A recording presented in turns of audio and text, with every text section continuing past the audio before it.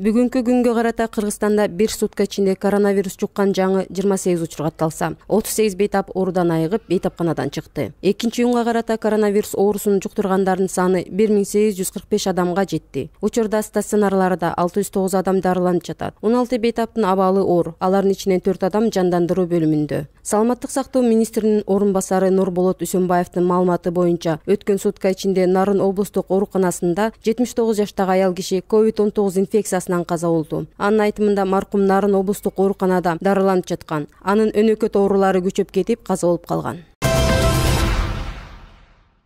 Бишкек шаарына Индиядан Кыргызстандын 6 жараны Дели Бишкек Дели маршруту боюнча Кыргызстандагы Индиянын жарандарын алып кетүү үчүн уюштурулган чартердик каттам менен келишти. Мындан тышкары Беларусь Республикасынан да кыргызстандык 179 жаран кайтып келди. Атталган каттам менен Австрия, Армения, Беларусь, Венгрия, Улуу Британия, Германия, Литва, Италия, Испания, Голландия, Польша, Украина, Франция, Чехия, Швеция, Швейцария жана Эстония өлкөлөрүндөгү Кыргызстандын жарандары учуп келишти. Учурда бардык жарандар белгиленген тартипке тиешелүү медициналык процедуралардан өтүү үчүн обсервацияга жайгаштырылды.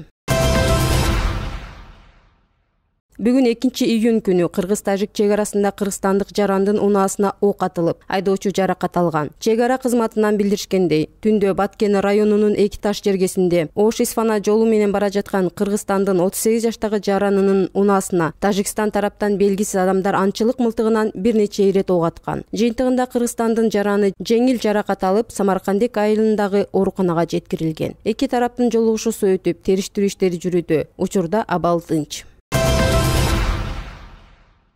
Бүгүн Бишкек шаарында 88 коомдук транспорт текшерилди. Жыйынтыгында 5 эреже бузуу катталды. Айдоочулар жана жүргүнчүлөр бет кап тагынбай, социалдык аралыкты сактабай, унаанын салонунда санитайзер коюлган эмес. Эреже бузган айдоочуларга карата бузуулар жөнүндөгү кодекстеги беренеге ылайык протокол түзүлүп, 1000 сомдон айып пул салынды. Белгилей кетсек, коомдук транспортто бет кап тагынып, кол кап кийип жүрүү керек.